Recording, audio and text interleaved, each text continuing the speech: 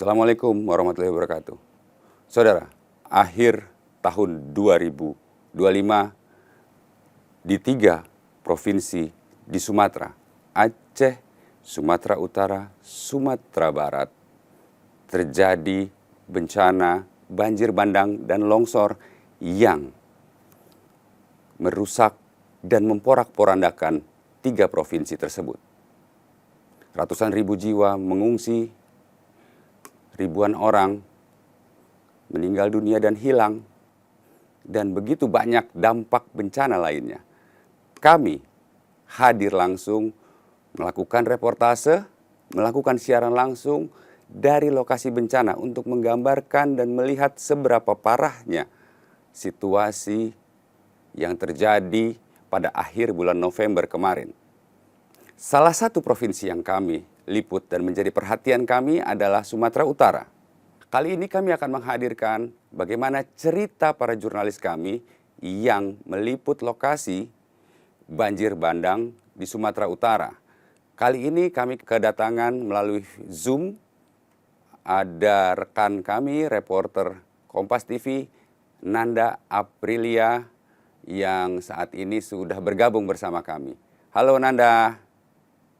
Halo Mas Nah, Nugi kita akan dan saudara. mendengarkan cerita Nanda, seperti apa situasi di Provinsi Sumatera Utara dari hasil pengamatan dan liputan Nanda. Nanda, kita mulai dengan begini Nanda.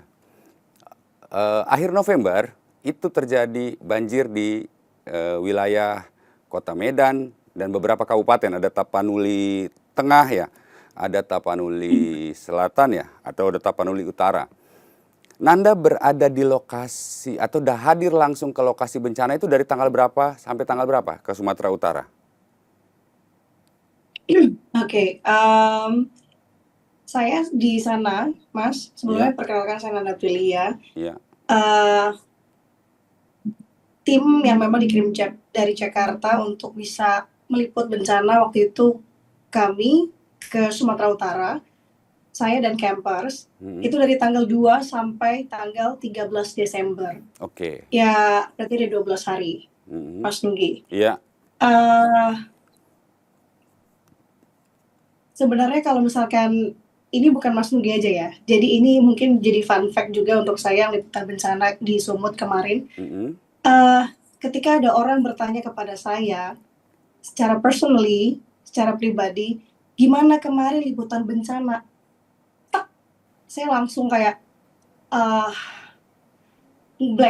ngeblank dalam arti ini benar-benar meaningful banget untuk saya karena selain ke Sumut, saya juga ada beberapa hari, 2 hari dari 12 hari itu, 2 hari untuk melihat bagaimana kondisi di Aceh Tamiang.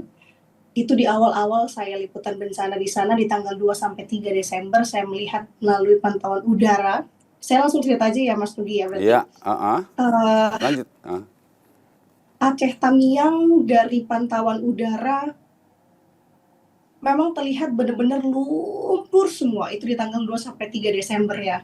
Dan saya dapat kesempatan di tanggal 3 Desembernya untuk akhirnya nego-nego sama pilot untuk bisa wawancara salah satu warga di Aceh Tamiang ketika waktu itu prosesnya pengiriman bantuan pakai heli.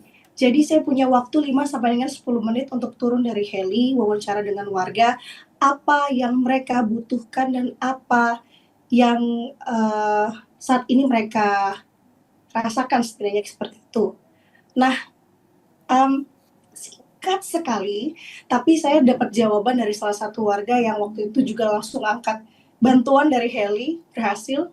Dia bilang kalau kita di sini udah hampir 2 minggu gelap gulita, tidak ada bantuan dan bantuan heli itu adalah bantuan kali pertama mereka.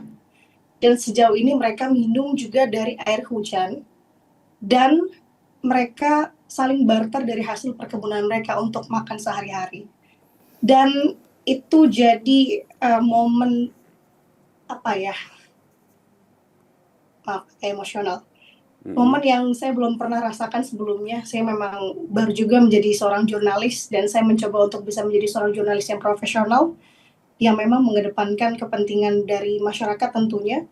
Di situ saya melihat berat sekali ketika saya harus naik lagi ke heli, saya harus membelah kerumunan dari warga yang memang Menunggu masih bantuan ya? mencoba untuk bisa dapat bantuan. Iya.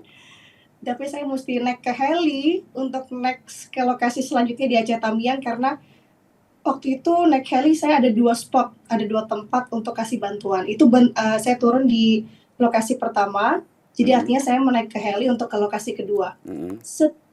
Naiknya saya ke heli, Mas Nugi, Ya. saya nggak pernah merasakan sesesak itu di dada saya. Saya gini, saya menganalogikannya, saya pernah merasakan kehilangan seorang ayah.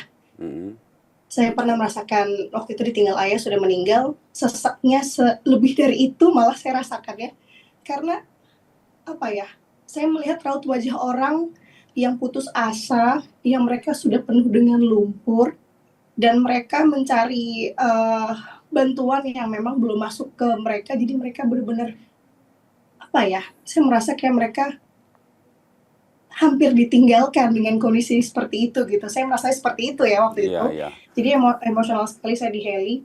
Sampai akhirnya saya dikasih waktu untuk bernafas atau sejenak sendiri waktu itu sama kru. Akhirnya saya nangis, nggak bisa nahan karena sebegitu emosionalnya ya suasana pada waktu itu ya. Dalam konteks tanggal 2 dan 3 Desember itu ya, Nanda ya? Betul, Mas Nugi, betul sekali. Itu pengalaman yang nggak pernah saya lupakan. Bahkan momen itu sampai saya pulang ke Jakarta pun 1, 2 sampai dengan 4 hari saya masih mimpi, ke bawah mimpi sih, Mas Nugi. Makanya saya mau coba untuk ke trauma healing ya, karena saya masih kebayang wajah kakek-kakek yang menghampiri heli tapi bantuannya sudah habis. Jadi mereka kecewa dan sedih, dan raut wajah itu yang nggak pernah saya bisa lupakan sebenarnya. Oke. Nah, ini kita kembali ke ketika Nanda memulai liputan atau berada di wilayah Sumatera Utara. Itu kan ke daerah, kalau nggak salah, ke Tapanuli Utara dan Tapanuli Tengah ya? Betul ya? Betul. Oke. Dan di sana apa yang Nanda lihat? Maksudnya ketika di antara tanggal 2 sampai tanggal 13 Nanda ada di Tapanuli Utara dan Taput dan Tapteng ya. Itu apa yang Anda lihat kira-kira? Soalnya banyak juga cerita-cerita bahwa memang aparat, kemudian SAR, kemudian BNPB sudah bergerak, tapi begitu kondisinya yang begitu, medannya yang berat itu yang membuat mereka kesulitan dan terkesan lambat. Apa demikian gitu? Jadi apa yang Anda lihat ketika berada di sana? Tentunya kan Anda bersama tim SAR, bersama TNI dan Polri di sana ya, yang berusaha untuk menembus lokasi bencana. Apa yang Anda lihat dan Anda rasakan di sana? Betul, Mas. Saya kebetulan setelah dari Medan untuk melalui pantau udara melihat Aceh Tamiang, saya fokus untuk di daerah Sumut. Saya bergeser dari Medan ke Tapanuli Utara, melihat bagaimana kondisi waktu itu BBM cukup langka. Terus dari Tapanuli Utara itu saya ke Tarutung. Sebelum ke Tarutung saya ke Bandara Silangit. Di sana saya dapat kesempatan dibantu sama satu tim saya juga yang dari Jakarta di sana, namanya Kak Jonah. Mereka buka saya kesempatan untuk bisa sama TNI. Jadi benar-benar saya tuh di Tapanuli Utara sama Tapanuli Tengah kebanyakan saya bersama dengan TNI. Nah, tadi jawaban pertanyaan dari Mas Nugi, saya bersama dengan tim SAR dan tim lainnya, memang betul. Tapi di sini saya lebih fokusnya sama TNI. Dan saya cerita sedikit. Jadi di tanggal, kalau nggak salah di tanggal 6 Desember, itu saya dapat kesempatan sama TNI dari Yonif 122 sama Yonif 125. Mereka itu punya misi untuk bisa pasukan terdepan, artinya membuka jalur dengan berjalan kaki. Karena begini, di Tapanuli Utara, penghubung ke Tapanuli Tengah, itu ada akses jalan yang bisa dibilang jalan utama yang mempersingkat rute, yakni Jalan Sibolga Tarutung. Itu sejauh 62 km. Di sepanjang jalan itu banyak desa-desa yang informasinya itu masih terisolasi. Nah, jadi misi dari TNI AD ini adalah mereka jalan udah dimulai dari tanggal 1 Desember sebenarnya. Titik awal itu di Tarutung, di Tapanuli Utara. Tarutung, untuk sampai titik akhirnya adalah ke Sibolga di Oke, Tapanuli Tengah. oke. Jadi mereka sudah berjalan, pada saat itu saya motong berarti ya, mereka sudah sampai di Tapanuli Tengah, Mhm. tepatnya kalau nggak salah di Kelurahan Nauli.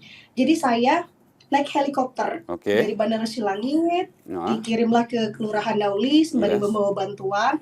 Jadi, Mas Nugi, Mhm, tim terdepan ini dari mhm, TNI, mhm. mereka jalan dengan saling estafet gitu. Oke, Bantuan datang, jadi bantuan masuk ke desa yang memang terisolasi itu, sengaja bantuan sudah ada, terus mereka jalan lagi ke depan untuk ke desa selanjutnya dengan membawa sedikit bantuan tadi oh untuk iya, dioper ke desa itu dan oke, juga buka landasan darurat untuk bisa bantuan dari heli datang ke situ. oke. Sejauh ini nangkep ya. Jadi Ya, mereka betul. begitu terus sampai ke Sibolga. Nah, kalau pertanyaannya saya juga makanya agak sedikit heran dalam arti begini. Kalau saya pribadi, Mhm, saya melihat bagaimana banyaknya peran dari TNI, Polri juga ada, SAR juga ada, relawan dan juga media di lapangan ya. Saya sebut itu sebagai pasukan terdepan. iya, Kalau misalkan ditanya di mana peran mereka, kenapa lamban sekali? Sekarang pertanyaannya adalah um, kalau kita tim lapangan semua sudah bekerja. betul. Ya, Untuk kenapa bisa lama sekali ini sebenarnya konteks yang lebih ke atas lagi ya. iya, Bagaimana oke. skemanya, bagaimana polanya, apa segala macam. Karena begini, kalau saya lihat sendiri dengan mata kepala saya sendiri, Mas Nugi, Hmm. itu memang cukup sulit, Ah, sulit sekali. ini yang menarik. Level kesulitannya tadi saya mohon maaf ya saya potong ya. Kira-kira dari It's okay, it's Tarutung okay. Sibolga itu panjang 62 kilometer.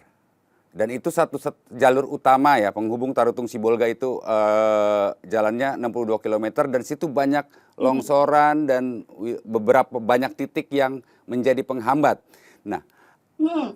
penghambatnya yaitu apa yang misalnya gini, apakah memang lumpur yang tinggi ataukah kayu-kayu yang memang ada di menghalangi jalan sehingga alat berat tidak bisa masuk atau misalnya kondisi apa ya, kondisi geografis yang berbukit-bukit atau yang mungkin curam, apa yang Anda lihat di sana yang ketika bersama tim lapangan TNI dan Basarnas atau tim-tim yang lainnya? Percaya nggak Mas Nugi, Hmm? yang pertanyaan-pertanyaan Mas Nugi itu semua ada dalam cakupan. Longsornya terlalu tinggi, Oke. material longsorannya, terus Hmm. juga aksesnya. Jadi gini, dari sepanjang saya dari Kelurahan Nauli, jalan ke desa yang paling dekat adalah namanya Desa Mardame. Oke. Itu 2 sampai dengan 3 kilometer. Tidak terlalu Tapi jauh saya ya? bisa Ya. tidak terlalu jauh sebenarnya. Tapi saya untuk bisa jalan ke sana, saya butuh waktu hampir setengah hari. Wih. Karena mungkin satu, waktu itu saya berjalan dengan kondisi, saya jalan nih sama TNI ya, TNI AD waktu itu, yang pasukan terdepan itu, dengan kondisi hujan memang, Hmm. dan saya bawa, saya memang bawa tripod dan perlengkapan kita aja, Ya, yang oke. tim TNI kan pakai bawa bantuan dan Ya. Hmm. perlengkapan mereka sendiri. Nah, setiap 50 meter, 100 meter kami jalan, ada lagi material longsor, ada lagi longsoran, 100 meter jalan, ada lagi longsoran, dengan tingkat atau medan kesulitan yang berbeda-beda. Bahkan saya, ini saya nggak lupain juga, bahkan saya mungkin saking udah jalan 100 meter jalan dengan kondisi longsoran yang berbeda-beda itu, saya hampir kepleset, mau kepleset sebenarnya. Hmm. Dan itu saya sampai merasa ini kayaknya akhir saya di sini nih karena saya mepet banget sama jurang Oh, sampai sebegitu. Tapi yang bikin saya wow dan kayak nggak percayanya adalah warga masih tetap jalan ke sana ke sini, Mas oke. Nugi. Karena kenapa? Oh. Karena mereka mencari bantuan. Itu Hmm. udah 12 hari loh. Saya berarti tandanya udah di situ. Itu Hmm. udah 12 hari untuk mereka belum Hmm. ada bantuan masuk sama sekali ke lokasi mereka. Jadi tadi akses jalannya jadi gini, Heeh.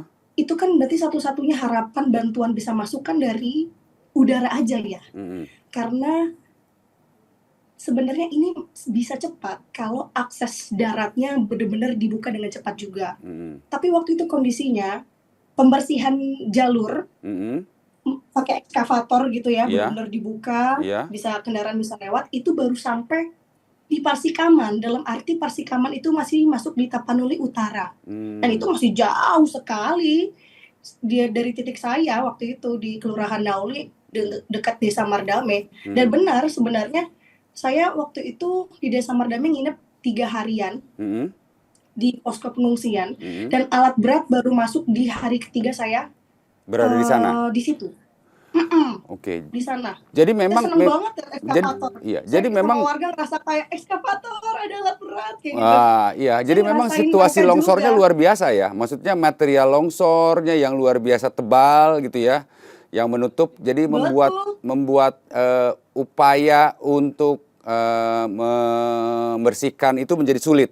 Cuaca di sana ketika Betul. itu Nanda di sana sekitar tanggal 2 sampai 3 Desember itu selalu berubah-berubah. Maksudnya itu juga akan mempersulit proses pembersihan material longsor supaya bantuan bisa masuk lewat darat. Begitu juga apa yang terjadi di sana? Betul.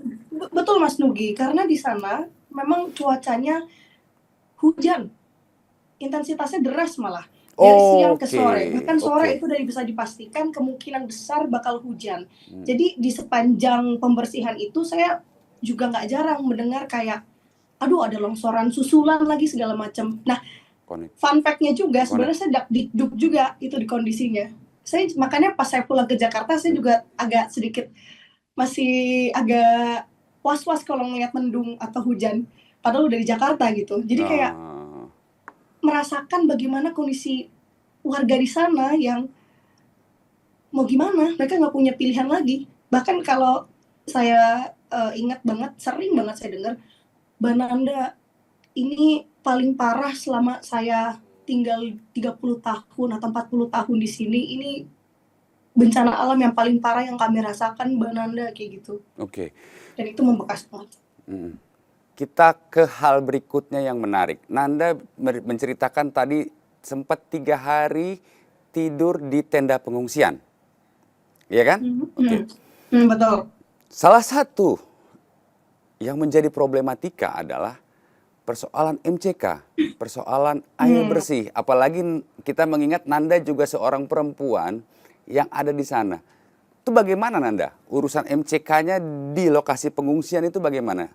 Kan harus berbaur juga dengan para pengungsi, berbaur juga dengan petugas di sana, tim SAR, kemudian bicara higienisitas, bicara sanitasi yang baik.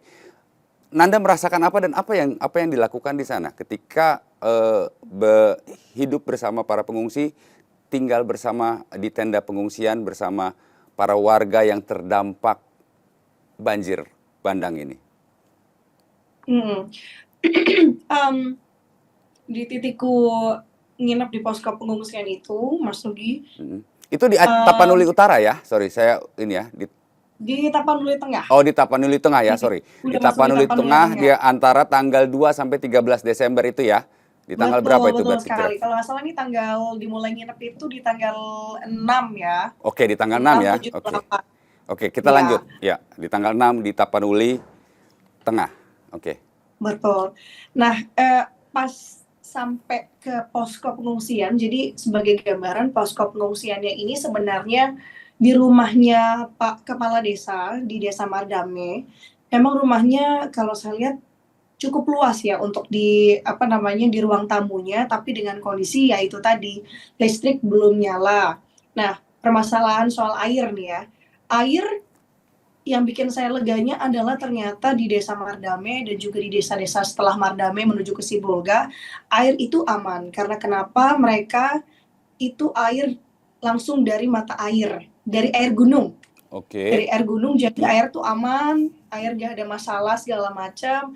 Tapi ya itu tadi kata Mas Nugi, karena di posko pengungsian, jadi kita mesti saling bergantian dan bergantian juga sama TNI ya. Jadi TNI kebetulan dapat satu spot, ada rumahnya si kepala desa juga di situ, tapi masih cukup dekat banget sama rumahnya kepala desa. Jadi benar-benar itu rame banget lalu lalang.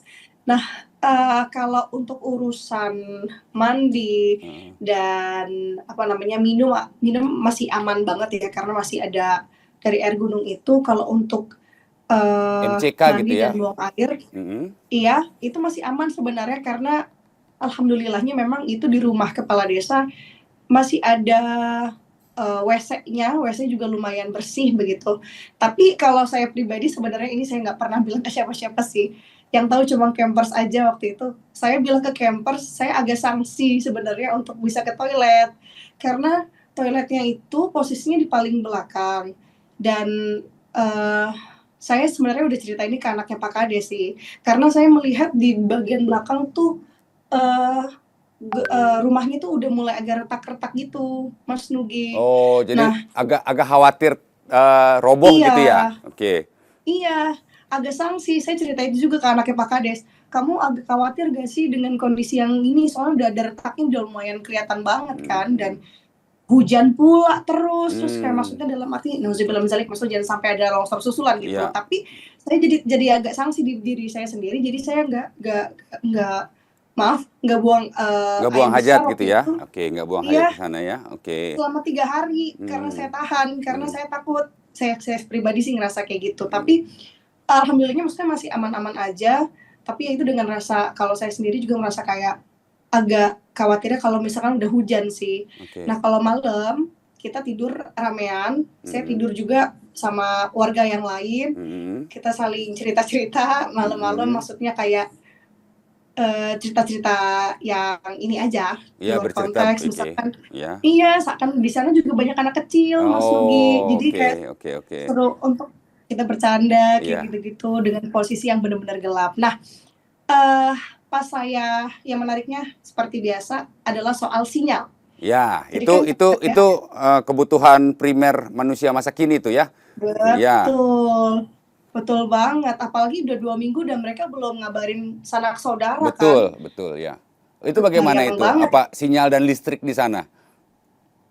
Nah, jadi dari yang pasukan terdepan ini mereka bawa genset, bawa Starlink, yang dimana masing-masing desa itu mereka tinggalkan Starlink dan juga genset di situ untuk model komunikasi dulu sementara. Jadi kebayang banget tuh waktu itu momennya Starlink udah mulai nyala nih. Mm-mm. Wah, riuh banget, riuh dalam arti ada yang jingkrak-jingkrak senang, bisa ngabarin saudara, ada yang nangis, ada yang kayak eh, ya kebayang lah udah 2 minggu ya Iya, nggak betul. ngabarin Iya, saudara. betul. Ha, ha. Jadi benar-benar Haru biru, sukacita gitu ya, semua campur aduk jadi satu ya dalam apa suasana di situ terbayangkan gitu ya, tiba-tiba listriknya sudah betul bisa digunakan karena walaupun dengan genset, kemudian ada internet yang bisa mengabarkan gitu ya. betul Oke. betul termasuk dengan saya Mas Nugi, saya kan Mm. jadi bisa ngomongin kantor kan. Oh Kantor saya iya. nggak ngabarin seharian gitu. Oh Di iya kantor iya juga, iya. Betul betul betul. Nanda kamu di mana gitu. Iya, pasti ada kekhawatiran lah ketika tidak bisa ketika apalagi dalam menjalankan tugas kita tidak bisa dihubungi ya Betul betul dalam situasi betul. begitu. Nah, ada juga yang menarik Nanda. Ini kita bicara situasi ya alhamdulillahnya situasi untuk komunikasi dan listrik masih bisa teratasi dengan genset. Bagaimana dengan kondisi kesehatan para pengungsi? Saya dengar di wilayah situ kan cukup tinggi ya wilayahnya, artinya suhu udara bisa mungkin di bawah 20 derajat. Itu gimana tuh ya? Kedinginankah atau mungkin ada sakit-sakit atau ya berharap sih ya namanya dalam situasi begitu ya. Gimana tuh Nanda melihat posko kesehatannya seperti apa yang kamu perhatikan, kamu lihat langsung dan kamu reportase ketika itu? Oke, ini saya langsung cakup semua ya dalam 3 Hmm. hari itu. Jadi di hari pertama yang udah menarik perhatian saya di situ ada salah satu lansia yang memang sesak napas, Mas Nugi. Udah Hmm. sesak napas karena mungkin kedinginan juga, terus juga kecapean. Jadi ada tim dari TNI yang mungkin bawa peralatan obat-obatan segala macam dan oksigen yang benar-benar seadanya, Hmm. itu bisa meringankan sedikit. Dan saya tetap pantau sebenarnya, kalau misalkan memang kondisinya seperti ini, mau nggak mau, mungkin saya bakal bilang ke TNI yang ada di pusat nih, yang dari Bandara Silangit untuk bisa mengevakuasi si nenek, Hmm. seenggaknya untuk dirawat kalau memang perlu. Tapi si nenek alhamdulillah baik-baik aja, dan besoknya baru saya benar-benar explore di desa itu, Desa Mardame, melihat apa yang dibutuhkan oleh warga. Jadi kebanyakannya di situ memang lansia dan juga anak-anak. Anak-anak ini yang paling menarik perhatian saya, ada bayi berusia 2 minggu, itu waktu lahir juga dalam kondisi benar-benar di hari H bencana. di tanggal 25 atau 26 November waktu itu. Hmm. Dan karena nggak ada pasokan susu dan nggak bisa kemana-mana juga gara-gara tadi akses terputus, jadi mau nggak mau dikasih minumnya air putih. Baru lahir langsung Dan diberikan saya air putih ya, karena memang situasinya demikian ya, sedemikian sulitnya ya pada waktu itu ya. betul dikasih air putih, dan saya ngeliat sendiri badan si bayi yang udah, aduh ya Allah, bintik-bintik gitu ya, bintik-bintik sampai lidah segala macam, yang kalau kata dokter dikirim nih ke besokannya untuk ngeliat, cek dari naik heli diturunin, terus untuk dikirim ke desa itu untuk ngeliat, karena selain adanya si bayi yang contoh yang tadi, ada juga warga yang kakinya patah dan cuma dirawat di rumah gara-gara ketimpa sama longsoran atau bangunan rumahnya gitu ya. Jadi besokannya di tanggal 7, 8, 8 tanggal 8 ya. Oke. 8 Desember akhirnya mereka dievakuasi naik heli. Dan ini luar biasa sekali bisa saya katakan, karena kenapa? Itu cari lokasi yang bisa ngedarat Helikopter heli ya, itu nggak semudah itu. Ya, betul. Oke. Nggak semudah itu kenyataannya, karena mereka harus cari yang benar-benar proper. Kalau misalkan lapangan, kalau nggak ada lapangan, mereka naik ke atas bukit. Dan di Desa Mardemi itu salah satu cara akses yang bisa dibuat landasan darurat adalah di atas bukit. Oke. Bukitnya benar-benar terjal sekali, curam dia. Jadi benar-benar kayak saya ngelihat gimana yang warga yang patah tulang untuk dievakuasi itu benar-benar ditandu, benar-benar saling over sampai kayak ya Allah. Nah, ya. Nanda, kan secara fisik ya, kita bicara sedikit ke fisik. Nanda, secara fisik kan kamu termasuk bukan perempuan yang kemudian dalam ini termasuk kecil dan lincah gitu ya.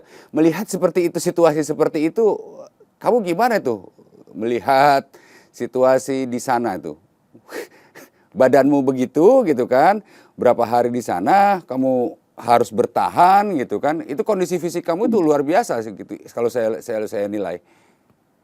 Ya Allah, mungkin karena ini ya Mas ya, karena semangat pengen ngebantu sih. Saya sama campers kebetulan di sana kayak, nama camper saya Andika Hadiat, jadi kayak dipanggilnya Jiung.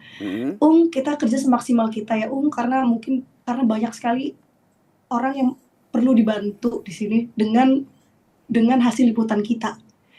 Dan jadi itu jadi trigger dan motivasi kita buat semangat. Tapi begini Mas, ini di luar dari plan kita sebenarnya. Karena plan kita adalah jalan kaki untuk menelusurin desa-desa terisolasi dengan cuaca yang terang. Tapi ternyata cuacanya berbeda ya? Betul, cuacanya hujan deras dengan kondisi tanah longsor.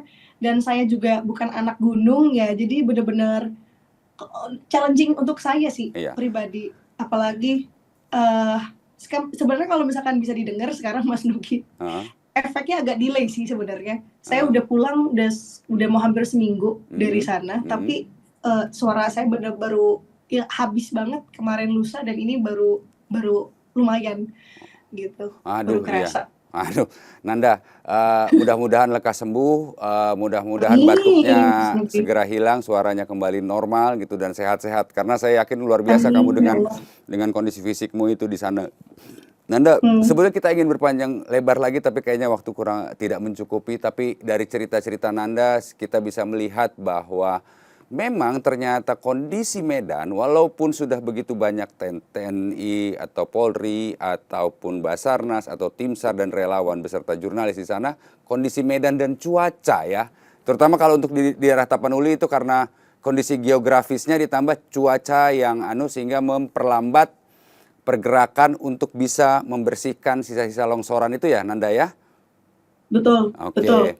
Waduh, terima kasih sekali Nanda sudah membagi pengalaman dan ceritanya bersama kami gitu ya. Sudah bisa menghadirkan sisi-sisi lain yang mungkin tidak bisa terceritakan, menceritakan hal-hal yang mungkin tidak sempat disampaikan dalam laporan gitu ya. Terima kasih banyak waktunya, sehat-sehat selalu. Mas Nugi. Nanda, sukses gitu ya. Amin, amin, amin, amin. Terima kasih Mas Nugi semuanya. Saudara, Kompas TV hadir menghadirkan tugas jurnalistik dan tugas kemanusiaan sekaligus. Rekan-rekan kami di lapangan terus menghadirkan cerita-cerita, kisah-kisah, dan peliputan-peliputan agar terus bisa menjadikan kami sumber referensi independen dan terpercaya. Akhirnya perbincangan tadi menjadi akhir dialog kita hari ini. Saya Nugroho Iman pamit.